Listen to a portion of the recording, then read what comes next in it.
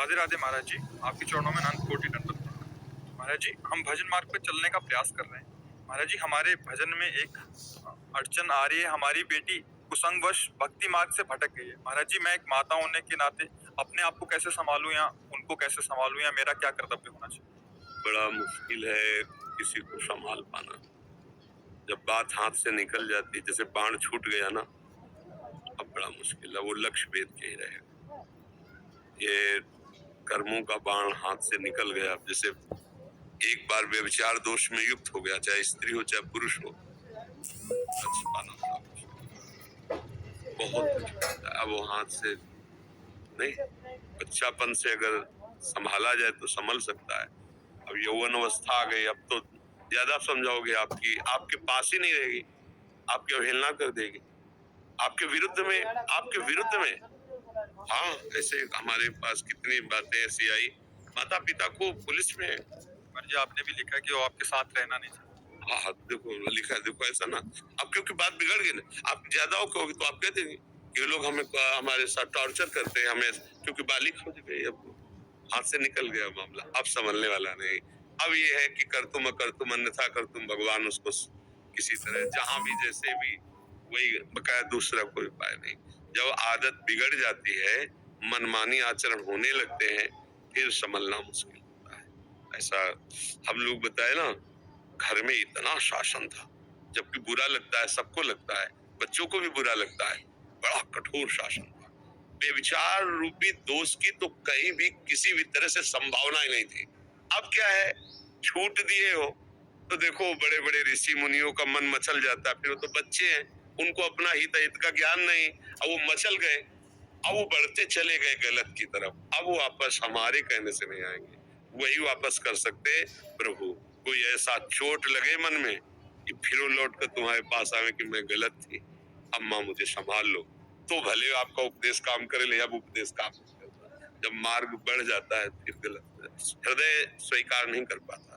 तो हम बार बार प्राय घुमा घुमा करके यही सबको कहते हैं, भैया ये बॉयफ्रेंड गर्लफ्रेंड यो लिविंग रिलेशन, दुनिया के जो नौटंकी चली है, इससे बच जाओ। ये बहुत ही बेविचार दोष को बढ़ावा देने वाली बात है। सोचो, अभी वो बच्चा है 13, 14, 15, अभी उसको अपने हित का ज्ञान नहीं है, पर इंद्रियां प्रबल हो रही, उनको एक खिलवाड़ लग रहा है।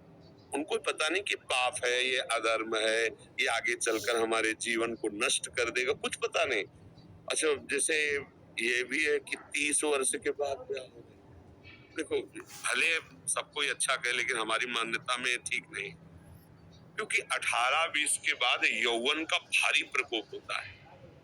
भले पढ़ो लिखो, आगे उन्नति करो, पर ब्याह कर लो तो एक जगह प्रीति तुम्हारी समिट गई। आपस में बात करो, कभी मिलो जुलो, बस भले काम करो, भले पढ़ो लिखो, तो एक तुम्हारा कनेक्शन पवित्र है। अब अगर आप ऐसा नहीं करते तो मन को तुम रोक पाओ। अब 28 की, 22 की, 24 की अवस्था है, तुम कह दो कि नहीं अभी ब्याह नहीं करेंगे, तो ब्रह्मचर्य रह सकते हो क्या? तुम विषयों में रहकर, स्त्री पुरुष में रहकर और गलत चीजें देखकर मोबाइलों में तुम ब्रह्मचर्य, इसका मतलब ब्याह कर लेना चाहिए। अगर 20-25 के अंतर्गत ब्याह हो गया, पढ़ो लिखो, नौकरी करो, जो आगे काफी पढ़ाई तो हो जाती है, 20-25 तक तो काफी पढ़ाई हो जाती है, मतलब एक व्यक्तित्व आने लगता है, एक महत्व आने लगता है। पर अब क्या है कि जैसे अब लंबे समय तक 30 वर्ष तक ब्याह ही नहीं किए, तो फिर ब्रह्मचर्य से तो नहीं रह सकते, क्योंकि उसके लिए साधना चाहिए अध्यात्म की, और वो है नहीं, तो फिर इधर उधर खिलवाड़ होता रहता है, फिर बुद्धि भ्रष्ट हो जाती है। जब हम अधर्म में चलते हैं तो बुद्धि भ्रष्ट हो जाती है। तो इसका तो हमारे पास कोई उत्तर ही नहीं है, क्योंकि जब बेली फैल गई तो विष बेली है, ये विषय विकार में, फिर वो देखो आप ही कह रहे हैं हमारे पास नहीं रहती है। तो हमें सबसे प्रार्थना कि अपने बच्चों को कम से कम इससे, अच्छा बड़ा धोखा होता है, प्यार और नाटक में अंतर। जैसे हमें आपसे सुख लेने की स्वार्थ बुद्धि है, तो हम असली प्यार से ज्यादा प्यार दिखाएंगे। यहाँ गोदवा लिया तुम्हारा नाम, कितने बेवकूफ बच्चे, और दिखा दिया देखो। और वो माता पिता जो जिंदगी भर उसे दूध पिला के तैयार करिए है ना, छोड़ दिया। अब बच्चों को ये ज्ञान कहाँ से आवे, कैसे समझ?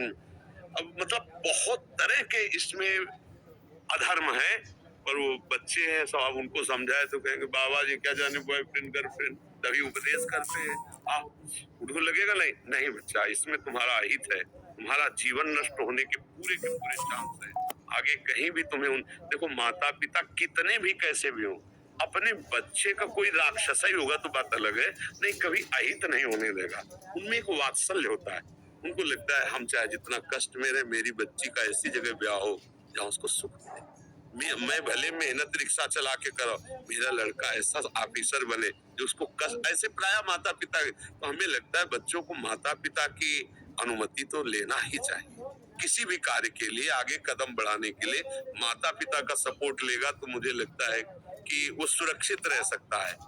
अब ये मनमानी आचरण, क्योंकि बच्चापन में नहीं ज्ञान होता, हमें पता है, वो एक उन्मत्तता होती, पागलपन होता है उस समय ऐसा ज्ञान नहीं होता धर्म क्या है, धर्म क्या है।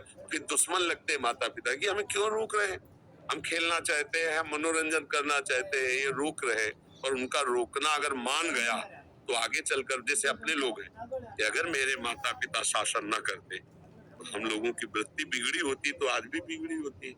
उन्होंने कृपा की, उस समय हमें लग जरूर रहा था कि हम जेल में हैं, दूसरों के बच्चे खुला सब खेल रहे, हमें खेलने को भी नहीं मिलता, हमें सबसे मिलने को नहीं मिलता। उसका परिणाम ये हुआ कि स्वभाव बना, देखो भगवान के मार्ग में सब पूरा परिवार चल रहा है। अगर माता पिता का शासन होता, सच्ची कहते हैं ये मन बड़ा बदमाश है, हाँ इसके गलत संस्कार हो जाते, सबके हो जाते हैं। इसलिए माता पिता को कोटिशा प्रणाम है, और सबको अपने माता पिता को प्रणाम करना चाहिए। प्रातः काल उठ के रघुनाथा माता पिता गुरु, अब तो मतलब बहुत ही विचित्र समय है, कोई भी पुत्र अपने पिता माता को सुबह प्रणाम न करता होगा।